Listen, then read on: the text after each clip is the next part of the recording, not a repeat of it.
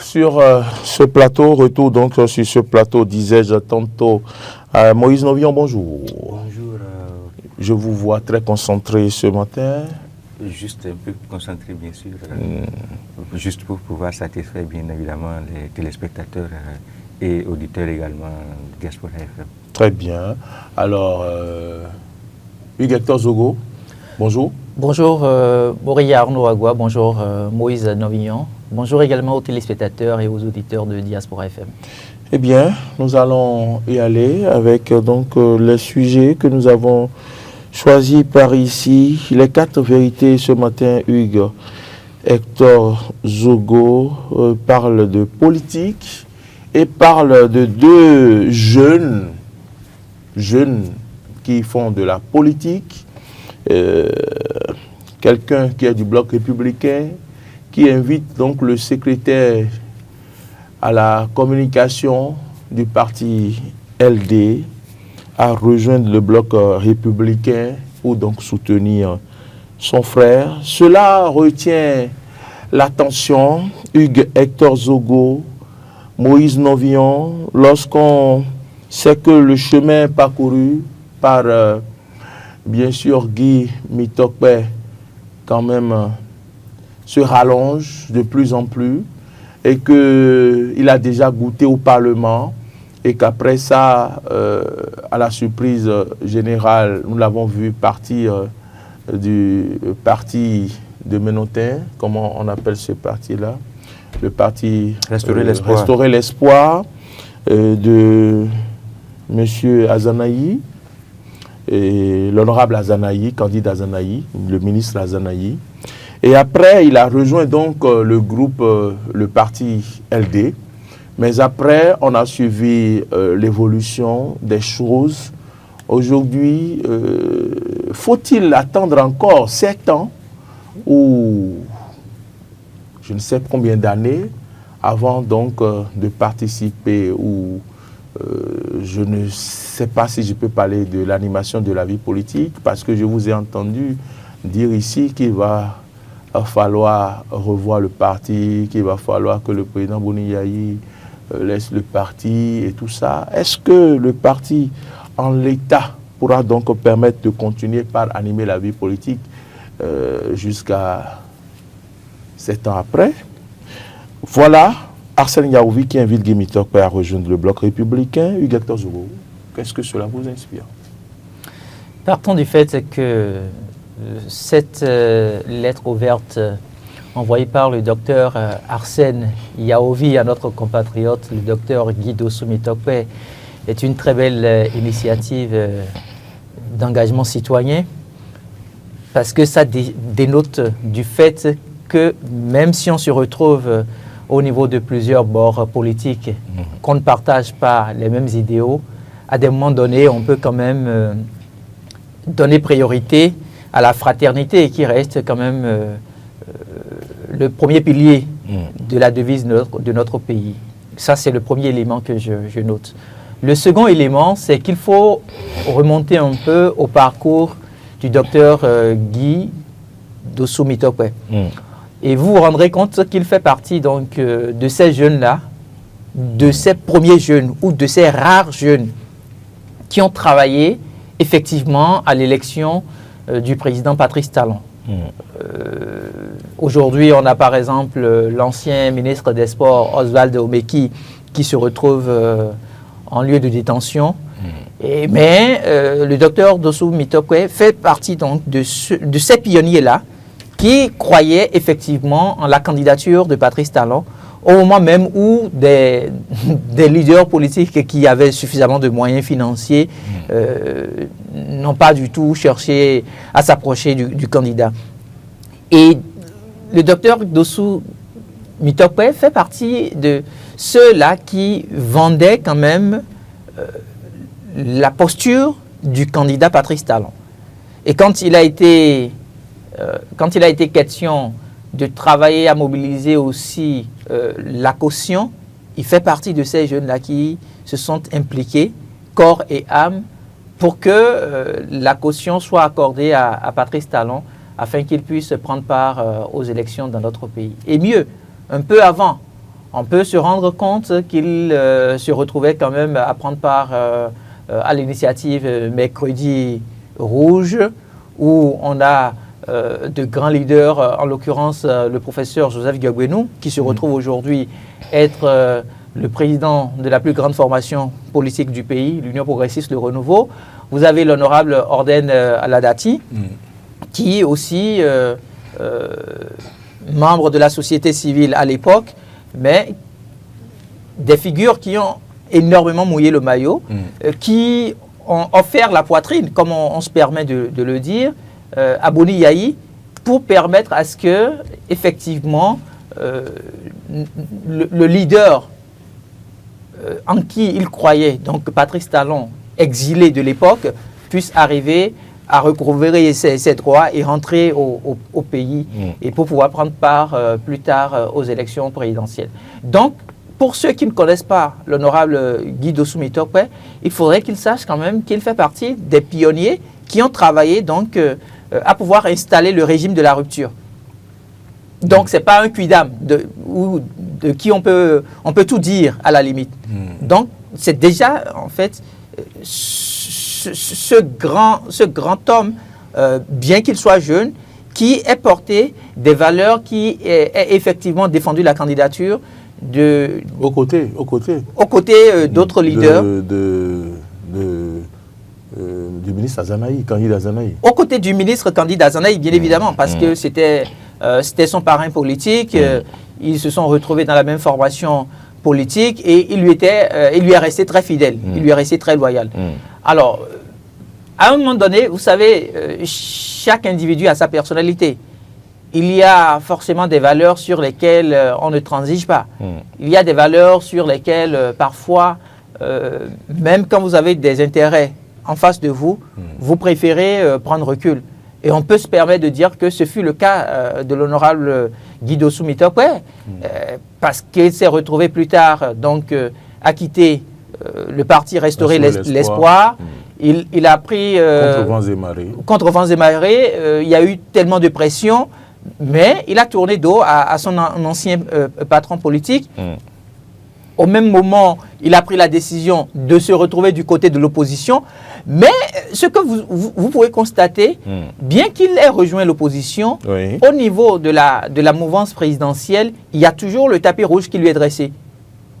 Comment? Et pour cause, vous voyez les pics qui sont lancés par exemple sur la toile, bien souvent à l'endroit des acteurs politiques de l'opposition, ces pics-là lui sont très peu lancés. Si c'est lancé, c'est sans doute avec d'autres jeunes où ils se retrouvaient au début donc, de cette aventure de la rupture, qui vont le chahuter un peu, mais vous sentez quand même qu'il y a le sens de la fraternité, que c'est pas de mauvaises intentions et que ce n'est pas fait pour détruire non plus son image ou sa personnalité. Donc ça voudrait dire que le personnage détient des valeurs, des qualités que bien qu'il ne se retrouve plus acteur de la mouvance présidentielle, ceux qui sont acteurs de la mouvance présidentielle respectent. Ça, c'est assez important de le faire savoir, parce que de plus en plus, on se rend compte que dès que vous êtes de l'opposition, des jeunes de la mouvance sont tout de suite disponibles à détruire votre image sur la toile. Dès que vous évoquez votre point de vue sur une question de l'actualité nationale, on veut vous empêcher à la limite de prendre la parole. Mais ce n'est pas le cas, par exemple, de l'honorable Guy Dossou Tokwe. Vous aviez vu le combat qu'il a eu à mener à la tête du parti Les Démocrates. Serait-ce été quelqu'un d'autre, il se serait peut-être retrouvé en porte-à-faux avec la loi. Il a été assez stratège. Il a été d'abord secrétaire porte-parole porte-parole du parti. Et puis, toutes les sorties qu'il faisait, c'était pour décrier d'une manière ou d'une autre l'injustice, c'était pour décrier le fait qu'on ne permettait pas à leur parti de pouvoir mobiliser les compatriotes à nous pour les écouter l'offre politique qu'ils avaient à donner, tout ça. Et donc, il avait toujours la manière, parce qu'il a appartenu d'une manière ou d'une autre au camp de départ qui se retrouve aujourd'hui au pouvoir, et il connaît les stratégies qui sont mises en place pour essayer d'une Mais quand manière... même, ce n'est pas pour autant qu'il a été tendre avec le pouvoir. Hein. Non, On je ne dis pas qu'il... Je ne dis dans pas des qu'il déclarations où il a été quand même acerbe. Non, je ne dis pas qu'il a été tendre. C'est-à-dire il a joué son rôle de l'opposant. Non seulement il a joué le rôle, mais au même moment où il jouait le rôle de l'opposant, il faisait tout pour respecter les textes et lois de la République.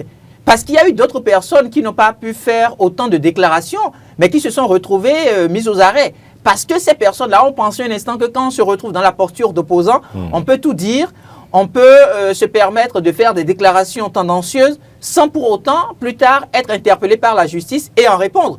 Donc lui, connaissant très bien tout ce qui se passe dans l'environnement politique, il faisait des déclarations, il était assez critique, assez acerbe vis-à-vis de la personnalité du chef de l'État, même parfois, mais il le faisait dans le respect des textes et lois. La question, faut-il qu'il écoute, docteur Yaovi? Mais vous-même, vous allez tirer la conclusion tout à l'heure. Moi, je vous présente juste des faits. Et puis chacun, à son niveau, saura si l'appel lancé par le docteur Arsène Yaovi, c'est un appel qui mérite d'être écouté. Alors, quand je fais le point de tous ces éléments que je viens de partager avec vous, je reviens maintenant au niveau du docteur Arsène Yaovi. Vous vous rendez compte aussi que c'est un jeune compétent qui porte assez de qualité. Il s'est retrouvé être jeune leader de la fondation Friedrich Ebert, donc jeune leader du Bénin. C'est une, je vais dire, c'est la pépinière même de cet environnement qui doit pouvoir offrir de meilleurs cadres politiques à notre pays. Et donc, au cœur de cette promotion à laquelle il a dû prendre part, cette promotion à partir de laquelle il a pu quand même acquérir plusieurs connaissances sur les questions de bonne gouvernance, sur les questions de citoyenneté, sur les questions de patriotisme, il a pu développer un réseau qui aujourd'hui lui est très utile parce qu'il s'est retrouvé entre-temps élu conseiller d'Abomey Calavi. Et au cœur donc de ce conseil communal, bien qu'il appartienne à la mouvance présidentielle, toutes les déclarations qu'il faisait, vous vous rendez compte que ce n'est pas quelqu'un qui est là juste pour des questions politiques ou des questions politiciennes, je préfère politiciennes. Il est là effectivement pour penser au mieux-être des populations qui lui ont accordé le mandat. Donc, quand vous regardez les deux figures, vous vous rendez compte que ces deux figures-là partagent ensemble le bien-être des populations. Aujourd'hui, est-ce qu'on va laisser l'honorable Dossou Mitokwe continuer toujours dans l'opposition quand on sait par exemple qu'il y a les questions relatives à la trêve politique, quand on sait par exemple qu'on a désormais une vision assez claire qui nous permettra, un centenaire après la célébration de la fête nationale, de rester dans un environnement où il ne sera forcément plus utile à notre nation? Est-ce qu'il faut le laisser? Ou est-ce qu'il faut poser un acte historique? C'est la question fondamentale. Et je crois quand même que le docteur Arsène Yaovi, à travers sa sortie, vient de démontrer, en fait, qu'entre l'opposition et la mouvance, il n'y a pas de guéguerre. Entre l'opposition et la mouvance, il ne devrait pas avoir rupture de dialogue, qu'en fait, on doit continuer par travailler dans la démarche de fraternité au point de dire, oui, mais lui, c'est un leader de l'opposition, mais il nous sera plus utile si nous rejoignait au niveau de la mouvance présidentielle. On pourra mettre plus en œuvre tout ce qu'il partage comme offre, bien entendu, qu'on pourra l'étudier avec lui, écouter ce qui le fâche et voir ce qui peut être corrigé. Donc, pour moi, c'est un appel historique. Et cet appel-là, le président de la République, d'une manière ou d'une autre, l'avait déjà mené. Au cours de la séance qu'il a tenue avec les jeunes au niveau du palais de la Marina, il a tendu la main à l'honorable Guy Dossou Mitokwe. Et bon, est-ce que... Il devrait lui donner des enseignements chez lui, à son domicile tous les soirs. Exactement, un chef d'État qui vous tient ce discours-là. Est-ce que l'enseignement a été fait? Mais écoutez, vous ne pouvez pas mesurer les relations qu'il lie, l'honorable Dossou Mitokwe, au président de la République. Il y a plusieurs acteurs de la mouvance présidentielle qui n'ont pas le même privilège que l'honorable Guy Dossou Mitokwe mérite de la part du président de la République. Le président de la République voue un hommage un respect particulier au docteur Guy Dossou Tokpe. Et donc, aujourd'hui, cet appel qui est lancé à l'endroit de l'honorable Guy Dossou Tokpe, je pense, ma foi, qu'il doit pouvoir saisir cette occasion-là pour non pas se repositionner dans l'intention de bénéficier des avantages personnels. Parce qu'en fait, c'est ça le grand danger. Ce n'est pas qu'il va il va retourner au niveau de la mouvance pour bénéficier d'intérêts personnels. Pourquoi pas au niveau de l'UP, le renouveau? Non, je ne sais pas s'il va rejoindre l'Union progressiste, le renouveau. Pour moi, le plus important, c'est qu'il rejoigne la mouvance présidentielle. Maintenant, rejoignant la mouvance présidentielle, ce n'est pas... La conséquence ne doit pas être « viens à la mouvance présidentielle parce que nous voulons t'offrir des avantages ». Tu viens à la mouvance présidentielle pour que nous puissions ensemble étudier les idées que tu portes, qui sont d'une manière ou d'une autre des idées salvatrices, mais qui malheureusement ne portent pas d'effet parce que vous n'avez pas, en fait, au niveau de votre parti politique, je vais dire le nombre de députés pouvant défendre, par exemple, à l'Assemblée nationale, ces idées-là. Vous n'aviez pas au niveau des instances, des représentants, des conseillers communaux, des maires, ainsi de suite. Donc, tout ce qu'il a comme idée, c'est pour la République. Il vient au niveau de la mouvance présidentielle, il pourra partager ces idées-là avec ses frères politiques d'hier et d'une manière ou d'une autre, ils pourront trouver la meilleure formule, le meilleur mécanisme pour que ce soit utile à notre pays. C'est le plus important. Vous avez démontré donc que Guy Dossou Tokpe pourra accepter cette proposition et rejoindre la mouvance au bloc républicain comme le souhaite Dr Yaovi. Je ne sais pas s'il doit rejoindre... J'ai bien compris. Oui, vous avez bien compris, mais je ne sais pas s'il doit rejoindre forcément le bloc républicain. Le plus important, c'est qu'il rejoigne la famille politique de la mouvance pour que ces idées soient effectivement mises en œuvre au profit de nos compatriotes. Moïse Novillon, je vous ai vu prendre beaucoup de notes, beaucoup écrire pour ne pas perturber peut-être la logique que vous avez dans la tête. Je vais vous laisser y aller d'abord avant de vous poser ma question. La même question, c'est que faut-il que Dr Guy Dossou Tokpe accepte cette proposition de Dr Yaoui?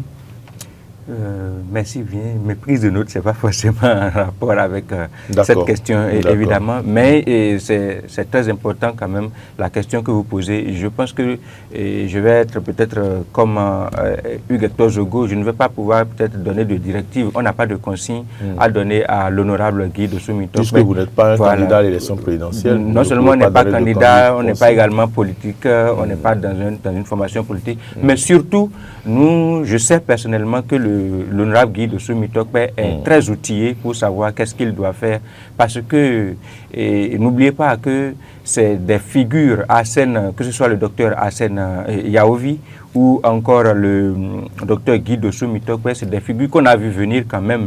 C'est-à-dire que la dernière fois ici, on faisait un débat ici où on a dit qu'il y a eu plusieurs jeunes qui sont arrivés sur l'échiquier et qu'on ne connaissait pas, surtout, on ne sait pas s'ils ont pu faire leur classe par exemple. Et donc quand vous prenez un certain Hassen Yaovi, c'est un conseiller, d'ailleurs un conseiller communal, et ce n'est pas la première fois qu'il est conseiller communal, donc il a pu remplir. Ça veut dire que c'est des personnes en réalité qui à un moment donné ont pu faire leur classe, et donc ils sont en train d'en faire les preuves aujourd'hui. Et donc le docteur Guy Dossou Tokpe également a fait ses classes. Nous connaissons son parcours, que ce soit à l'université. C'est vrai, on les a regardés comme des grands frères quand on était à l'université. Il était président par exemple de la Fédération nationale des étudiants du Bénin, je pense la FNEB.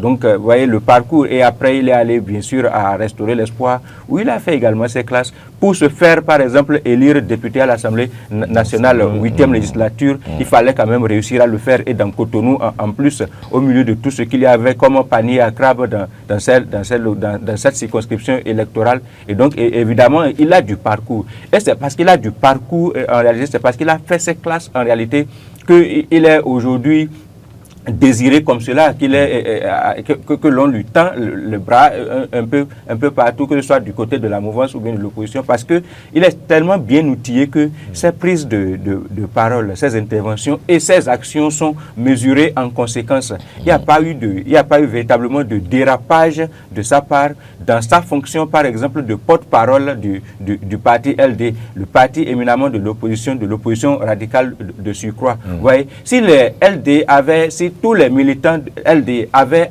assumé et joué leur rôle, comme le docteur Guy Dossou Mitokwe a pu jouer son rôle, vous aurez pu observer qu'il y aurait eu plus de sérénité et plus de tranquillité dans la formation politique. À un moment donné, il était carrément concurrencé parce que tous les acteurs, surtout les personnes qui savent peut-être parler, si je le dis en guillemets, à l'intérieur de la formation politique, chacun prenait rendez-vous, que ce soit sur les médias sociaux, que ce soit sur les médias conventionnels, à la télé, à la radio. Dès que quelqu'un trouvait un micro, l'intéressé récupérait le micro et parlait. Vous avez vu par exemple que l'équipe du gouvernement n'a pas parlé de façon anarchique.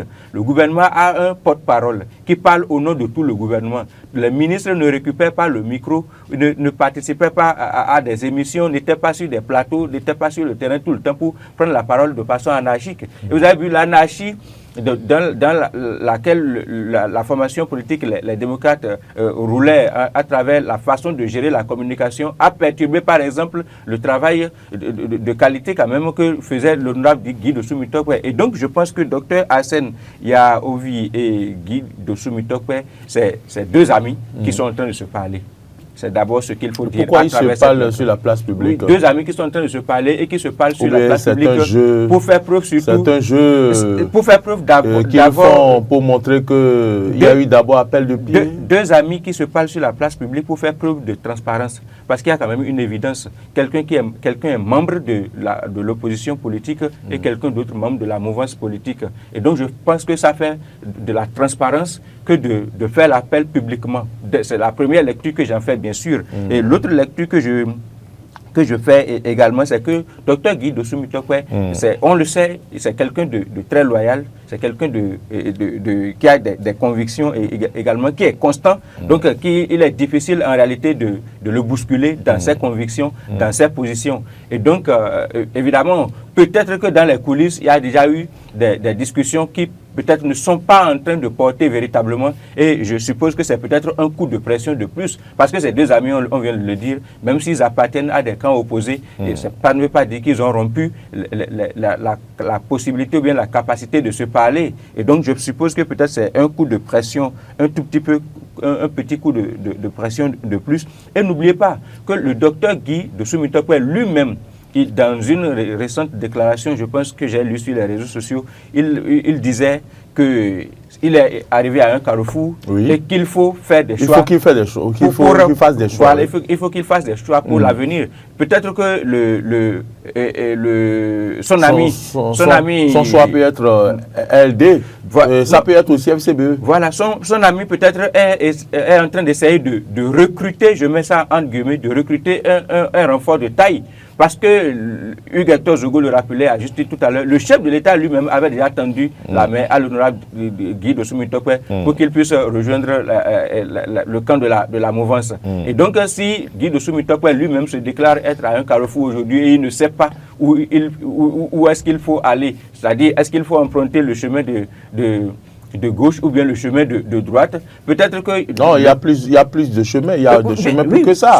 Il y a Mouel Bénin, il y a CBE, il y a le Bloc républicain, il y a... Voilà, et donc peut-être que son ami est en train de se positionner très rapidement, très tôt pour dire, tu sais, nous, on a toujours été amis, on continue d'être amis, et moi j'appartiens au Bloc républicain. Je pense que ton arrivée va être un renfort de taille. Imaginez Guy Dossou Mitokwe dans la posture de porte-parole pour le Bloc républicain, par exemple. C'est un renfort de taille. Vous savez, il sait le faire, par exemple. Et ce n'est pas que ça. Il sait mobiliser également. Parce qu'à travers, il n'y a pas que Mercredi Rouge, il a déjà pu se faire élire député. Pour se faire élire député, il faut mobiliser l'électorat.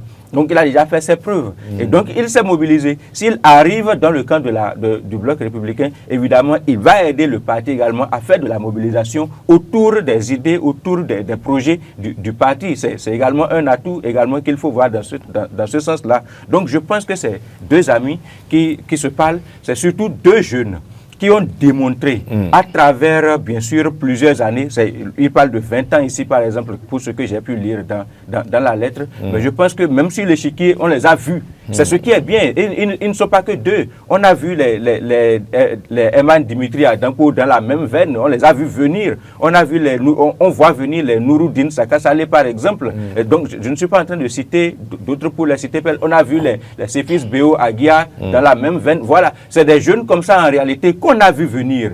Et qu'on suppose qu'ils portent des valeurs que nous avons envie que l'on puisse évidemment plébisciter effectivement pour qu'ils puissent apporter quelque chose à la République, pour qu'ils puissent également inspirer d'autres jeunes à leur emboîter le pas. C'est mieux que les opportunistes, bon, je ne tasse pas tout le monde d'opportunistes, mais c'est mieux que ceux qui arrivent, dont on n'arrive pas à apprécier les trajectoires. Dont on n'arrive pas, c'est difficile parce que quand vous n'arrivez pas à apprécier les trajectoires, vous ne pouvez pas vous dire, en réalité... Voulez-vous dire que vous apprécierez mieux la trajectoire de Guy Dossou Mutokwe?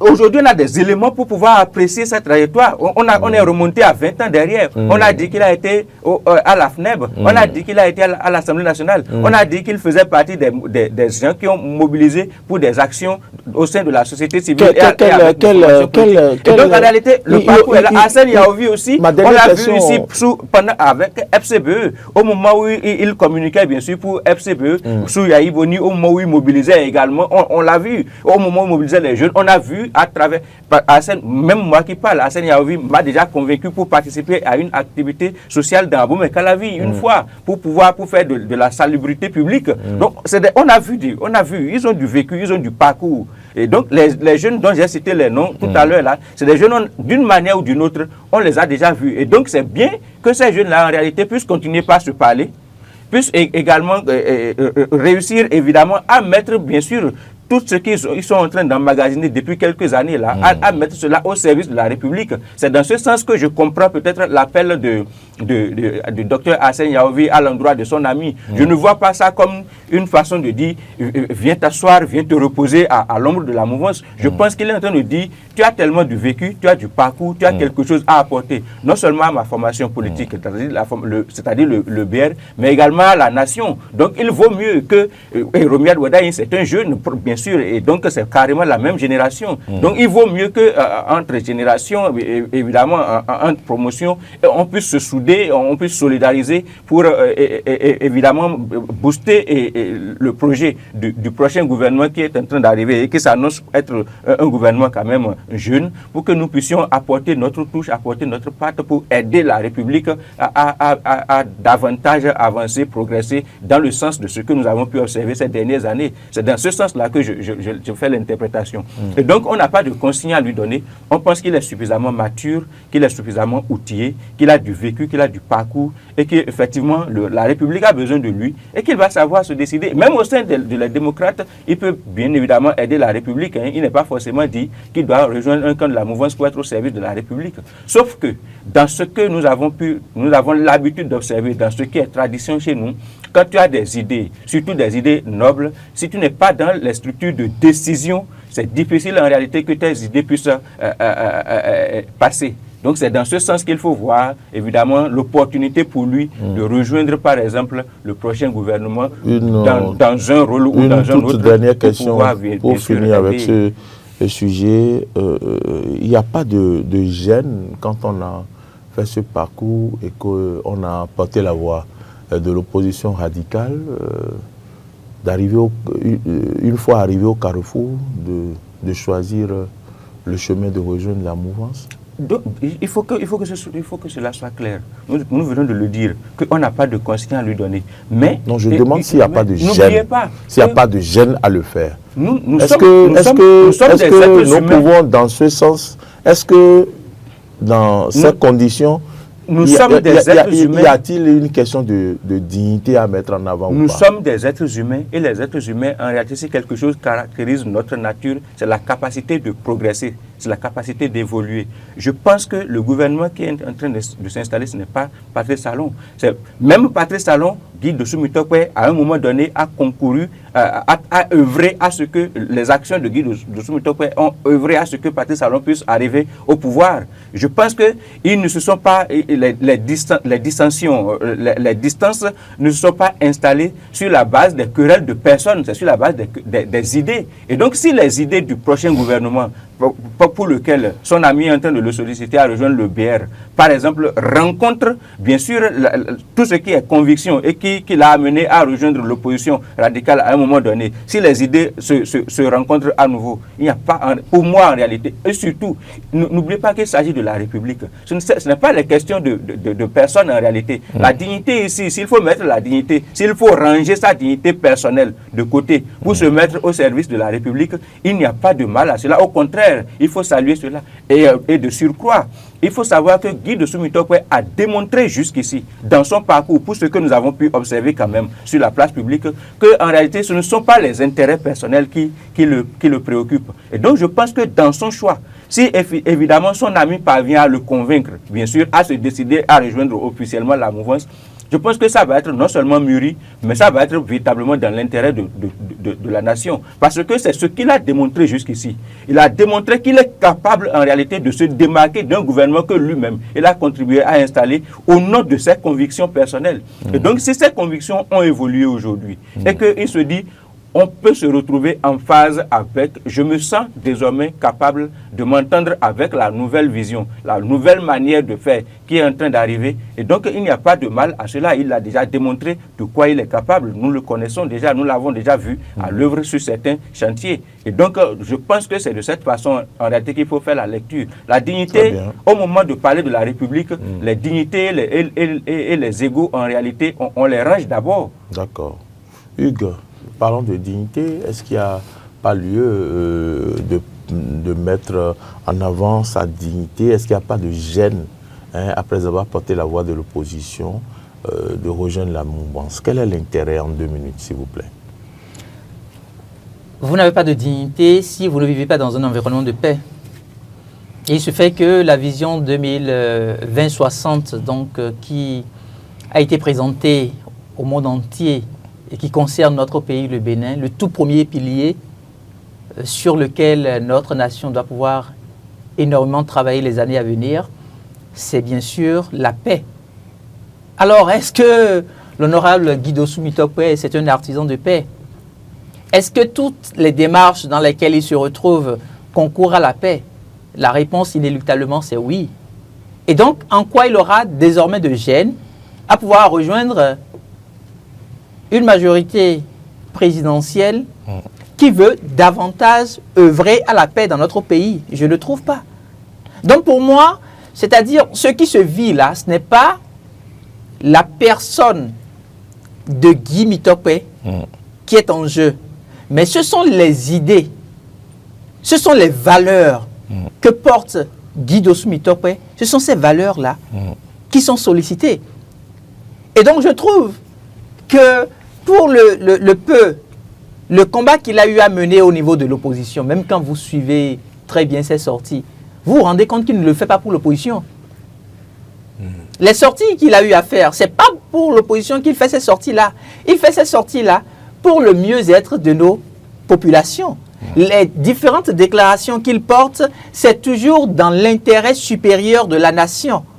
Aujourd'hui, on a pu présenter une vision assez claire, une vision à partir de laquelle, quand on se retrouvera, ou quand ceux-là qui auront le privilège de se retrouver en 2060 à célébrer le centenaire d'accession à la souveraineté internationale de notre pays, quand on se retrouvera à cette date-là, tout ce qui aura été fait, tout ce qui aura été entrepris comme initiative, comme projet, comme programme, ce serait le premier pilier autour de la paix. Qu'est-ce que nous recherchons? Et puis aujourd'hui, par exemple, je vous donne un cas d'école.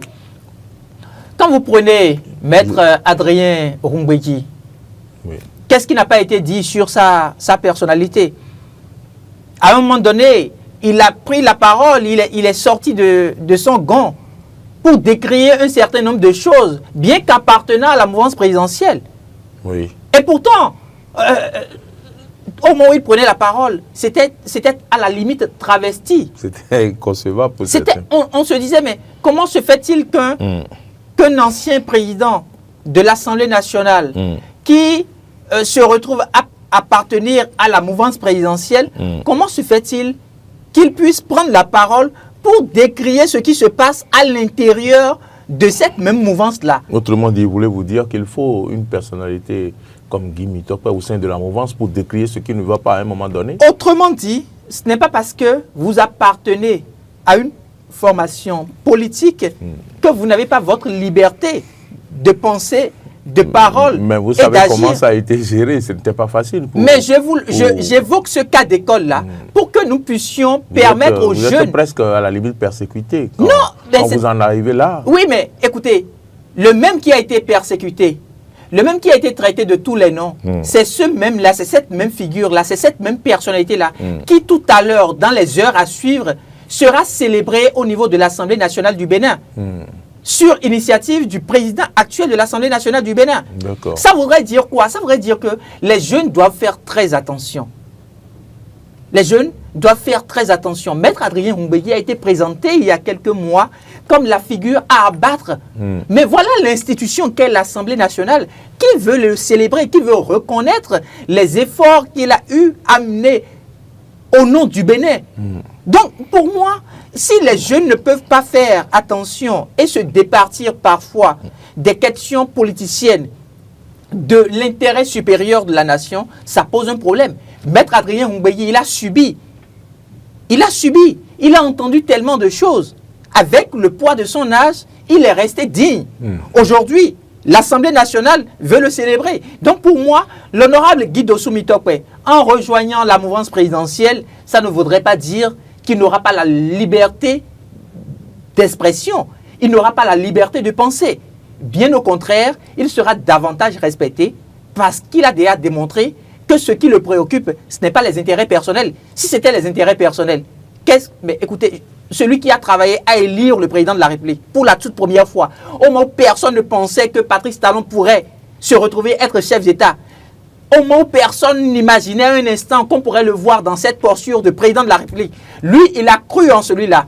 Il s'est investi jusqu'à ce qu'il soit élu. Et après quelques années, il prend recul pour dire « ce n'est pas les intérêts personnels ma préoccupation, mais c'est l'intérêt supérieur de la nation. » Celui-là, on ne peut que le respecter. Très bien. Merci à vous. On va quand même aborder le deuxième sujet avant de passer à l'actu décalé présidentiel de 2026. C'est le Paraclet qui en parle ce matin. Et si Humpé soutenait Wadagne pour économiser ses sous de campagne, c'est une interrogation on n'a pas trouvé autre sujet. Paraclet. Mais je pense quand même que ce sujet, il est bien d'en parler parce que on sait à quel point les Béninois portent, les Béninois tiennent à la compétition électorale. Et lorsqu'on sait que nous avons 2 candidats en liste pour l'élection présidentielle, je pense quand même que les Béninois voudront bien assister à cette compétition. Pourquoi pas ce débat entre 2 candidats comme on l'a eu en 2016. Est-ce que vous ne rêvez pas? Vous dites débat. Bon, je vais laisser la parole à Moïse. Moïse, moi je souhaite bien avoir les 2 candidats sur un plateau que je vais recevoir, peut-être avec un confrère, et puis on va les cuisiner un peu. Faites-nous économie de ça. Pourquoi? Non, faites-nous économie de ça. Parce que nous connaissons les 2 personnages. C'est-à-dire que nous sommes à l'heure du bilan. Nous connaissons les 2 personnages. Nous connaissons qui est le ministre d'État Romuald Wadagne. Et nous connaissons qui est Paul Humpé. Chacun d'eux a un passé. Et c'est ce passé-là aujourd'hui qu'il veut vendre au peuple béninois. Bon, quand vous demandez un débat, je trouve que c'est un peu de trop. Je laisse d'abord Moïse Novillon se prononcer sur la question. Vous voyez que vous-même, vous rendez compte que Hugues Hector Jogo, pour l'une des rares fois, décide en réalité d'abandonner la parole. Vous vous rendez compte? Là, je parie que ceux qui sont à la maison Vous pouvez de rire. Et donc, vous vous rendez compte. Il prend la parole et il décide en réalité de m'abandonner la parole pour que je m'en occupe. Vous vous rendez compte, vous-même vous vous rendez compte. Et donc, là, c'est le com. Là, vous l'avez eu. Là, vous l'avez eu. En réalité, le sujet en lui-même. Oui. Je n'ai pas malheureusement, je n'ai pas lu l'article du confrère, mais je pense que en tant que journaliste, il est dans son droit. Surtout que c'est une interrogation. Celui qui pose des questions n'a pas tort. C'est comme cela qu'on dit. Donc, il s'interroge, il se demande si le président du parti Foscori.Bénin émergent, Paul Humpé, qui est le candidat challenger de Romuald Wadaï pour l'élection présidentielle d'avril 2026, ne va pas carrément décider de désister au profit de son challenger. Je pense que les raisons qui ont motivé l'interrogation, c'est peut-être les performances aux élections législatives, 4%, moins de 5%, les performances aux élections communales, moins de 7%, et également tout ce qu'il y a comme un rouleau compresseur en face. C'est-à-dire que c'est les partis qui soutiennent, les grands partis d'abord qui soutiennent la candidature de Romuald Wadaï, qui sont en train, qui sont allés à l'Assemblée nationale et dans les conseils communaux. Et surtout, il y a tous les jours des mouvements qui naissent également soutenus par des leaders et quelques figures qui ne sont pas forcément alignés et donc qui réclament également, qui déclarent leur soutien à la candidature de Romuald Wadaï. Et donc, on peut se dire en réalité que le match est plié d'avance. Le parti FCBE n'a pas de leçon à recevoir de nous, même si nous sommes des journalistes ou analystes politiques. Par contre, le parti... On ne sait pas si le parti est dans une stratégie. C'est ce qu'on avait pensé pour les élections législatives et communales. Les résultats, on dit qu'en réalité, ils n'étaient pas dans une certaine stratégie. Ou alors, s'il y avait de stratégie, ça n'a pas fonctionné. Donc, on ne sait pas si le parti est dans une stratégie. Mais honnêtement et franchement, quelle que soit la stratégie dans laquelle la formation politique se trouve, je pense que la posture n'est pas bien. La posture n'honore pas les responsables de cette formation politique-là. Et il faut avoir le courage de le leur dire. C'est-à-dire qu'ils sont en réalité absent de tous les débats. Et l'essence d'abord, c'est la formation politique, c'est d'abord d'animer la vie politique.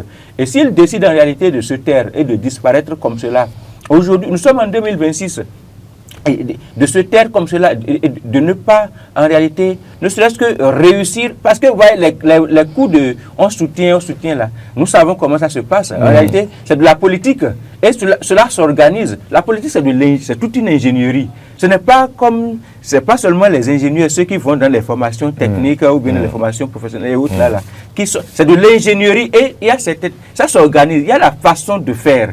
Mais si vous n'êtes pas capable de le faire, il vaut mieux évidemment vous retirer et vous reposer. Ah bon? Bon, à ce stade-là, je ne leur demande pas de se retirer. Il faut aller au bout. Hein? Je ne leur demande pas de se retirer. Je dis, si vous n'êtes pas capable de le faire, il vaut mieux carrément se retirer, de se reposer. Mais il y a un quotidien qui a dit qu'il ira jusqu'au bout. Voilà, la façon dont ça se passe, nous, on n'a pas de la matière en réalité en ce qui concerne la formation politique là. Et je pense que ça ne sert pas. Le choix qu'ils ont effectué en réalité n'est pas un choix qui va les servir. Je pense que ça va les desservir. Ils doivent revoir leur fonctionnement. Le fonctionnement en interne et le fonctionnement avec les citoyens. Évidemment. Donc je pense que c'est la raison pour laquelle, même quand le pareil sujet arrive, Zogo ne sait pas qu'est-ce qu'il va dire. Et il jette la patate il décide carrément de dire, bon, je me débarrasse de ce sujet-là. Il vaut mieux que Moïse s'en occupe. Vous vous rendez compte en fait. Et je pense que c'est comme ça pour beaucoup de compatriotes. Je ne sais pas s'il vous est arrivé déjà. Pas de débat politique. Je ne sais pas s'il vous est arrivé depuis que... Les deux candidats ne vont pas faire face à face sur un plateau. Non, ça... N'allons pas là-bas. Non, je ne sais pas. Vous voulez être modérateur? Oui. Mais vous voulez modérer quoi? Les gens ne portent pas d'idées. Ils portent pas le parti Foscori.Bénin émergent ne porte pas d'idées. Depuis qu'ils se sont retrouvés à dire nous allons aux élections législatives, nous allons aux élections communales, quelle est l'offre politique? Vous en connaissez? Est-ce qu'il y a eu un débat? L'idéologie? Non, je parle de l'offre politique. Ce qu'ils offrent sur le plan politique. Est-ce que vous en avez entendu parler une seule fois? Je ne me rappelle plus. Est-ce que vous aviez vu passer sur nos chaînes de télévision, au niveau de nos stations radio, vous aviez vu un seul communiqué qui présente l'offre politique Foscori pour un Bénin émergent? Je ne sais pas. Bon, voilà. Et pourtant, chaque jour, vous êtes au cœur de l'actualité. Vous partagez ce que présentent les organes de presse écrites. Et pourtant, nous parlons des élections présidentielles. C'est des... En fait... Bon, ma question, faut-il laisser tomber ils n'ont pas le choix, ils ne peuvent pas. Ils doivent faire la compétition. Qu'ils veuillent ou non, même s'ils doivent avoir 2%, ils doivent aller au bout. Ils n'ont pas le choix. Qui les laissera abandonner? C'est tout ce que... C'est la mouvance qui a... 2% c'est beaucoup? Vous dites 2%. C'est trop pour les élections présidentielles? Comme vous dites 2%. Je ne savais pas que vous alliez m'entendre. Oui, mais on vous a entendu même à la maison. Je réfléchissais. Même à la maison. Bon, vous avez réfléchi à haute voix. Je réfléchissais à haute voix. C'est beaucoup, mais c'est peu. 2%. Je ne sais pas si c'est peu, je ne sais pas si c'est beaucoup. Mais en fait, regardez ce qui s'est passé pour les élections communales. On a eu les leaders à la base. Pour les législatives, on a eu d'une manière ou d'une autre les meilleurs cadres du parti. Et au cœur de ces deux élections qui se sont déroulées et auxquelles la formation politique a pu prendre part, ils n'ont pas excédé 7%. Ici, on parle des élections présidentielles où il y a plus d'engouement, il y a plus d'enjeux. Encore que ce n'est plus une question de 5 ans, c'est une question de 7 ans. Donc les Béninois veulent comprendre ce que chaque leader politique à travers sa formation offre comme stratégie. Quel est le projet que vous avez à développer? Quelles sont vos intentions? Et c'est en ce moment-là que les deux candidats disparaissent. On ne sait même pas s'ils sont au pays. Et vous voulez qu'on puisse avoir quel pourcentage? D'accord. De l'autre côté, au niveau de la mouvance, vous avez déjà force, comment on dit, la force verte, vous avez la force jaune, et au niveau de chacune de ces forces-là, on a 39 maires d'un autre côté, on a 38 de l'autre, après on a 60 députés, on a 49, c'est bien ça, 49 de l'autre. Oui, ça fait 109. Voilà, 49 de l'autre. Et il y a des mouvements qui naissent et qui sont portés par des leaders, des jeunes leaders qui veulent affirmer leur identité par rapport à un candidat jeune. Bon. De l'autre côté, vous avez, au niveau de l'opposition... Là, vous êtes en train de me rejoindre au niveau que le boulevard est ouvert. Non, là, vous êtes en train de me rejoindre que le boulevard est ouvert. Le boulevard peut même être ouvert. C'est le leadership de la FCBE qui pose problème. C'est ça.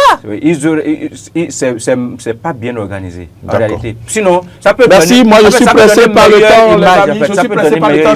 J'ai tellement de choses à vous montrer tout à l'heure dans l'actu décalé. Wow. Oui, bien sûr, au point où il faut qu'on avance. Il faut qu'on avance. Bon, on va pas... Mais faites l'effort de demander au FCBE, de leur leader, ils n'ont qu'à prendre la parole. On a envie de... Je ne suis pas leur conseil. Oui, mais bon, pas donner un poste de conseiller. Donc je ne peux rien leur dire. Je sais à quel point vous tenez à ce que cette formation... Mais je veux ce débat. Je veux ce débat entre deux candidats, président, Siam. Non, n'oubliez pas. Paul Mompé a les outils pour faire un débat, il faut le dire. Non, il va pouvoir... Non, il va faire quel débat? Il ne faut pas... C'est un acteur politique qui était sur l'échiquier depuis... De quel débat vous parlez? Donc, quand vous n'avez pas la personnalité, quand vous n'avez pas la personnalité dans la presse, la personnalité disparaît et on parle des élections présidentielles. Est-ce qu'il pourra faire un débat économique? Oui, je pense qu'il n'est pas obligé d'être expert de tout. Est-ce qu'il pourra mais je pense qu'il va quand même... Je pense qu'il a une équipe et qu'il va pouvoir s'apprêter. Vous connaissez son équipe? Vous connaissez quelqu'un au niveau de son équipe? Est-ce qu'il pourra parler de sous? Vous avez vu quelqu'un répondre au niveau de Foscori pour un Bénin émergent sur un plateau pour dire par rapport aux questions écologiques. Vous avez invité qui? Et ils ne sont pas arrivés. Au niveau des... Mais écoutez, vous n'avez pas besoin aujourd'hui, vous n'avez pas besoin d'inviter avant d'être acteur de l'actualité. C'est vous qui avez pris l'initiative de dire je suis présidentiable. Au moment où il y a d'autres compatriotes qui veulent occuper ce poste-là, vous avez dit non, vous n'allez pas l'occuper. C'est nous qui voulons être présidentiables. Vous portez la casquette du parti politique. Et aujourd'hui, vous êtes incapable de faire des sorties. Merci.